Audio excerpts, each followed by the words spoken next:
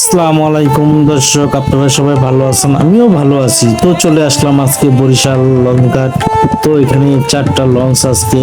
তো সুরভি 9 আছে, মানাবী আছে, সুন্দরবন 14-16 আছে। তো চিন্তা করলাম কোন লঞ্চে উঠবো। তো লঞ্চের স্টাফরাও খুব ডাকাডাকি করতেছে।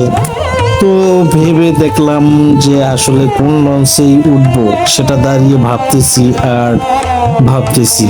তো ভেবে ভেবে দেখলাম যে আসলে লঞ্চে তো উঠতেই হবে, সব লঞ্চই ঢাকার উদ্দেশ্যে যাবে, কিন্তু তারপরও একটা ভালো লাগার ব্যাপার থাকে।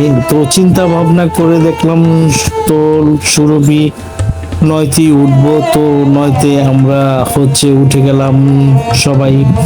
তো সবাই 9তে যখন উঠলাম, উঠে দেখি যে ভিতরে আসলে এতটা ফাঁকা, প্রচুর ফাঁকা, তো লোকজন নাই। তো চিন্তা করলাম যে আসলে কি লঞ্চটা আদৌ কি যাবে কি যাবে না, ওইটা ভাবলাম। ভেবে ভেবে আসলে বসে গেলাম। এই বলে শেষ করলাম। আল্লাহ হাফেজ, সবাই ভালো থাকবে।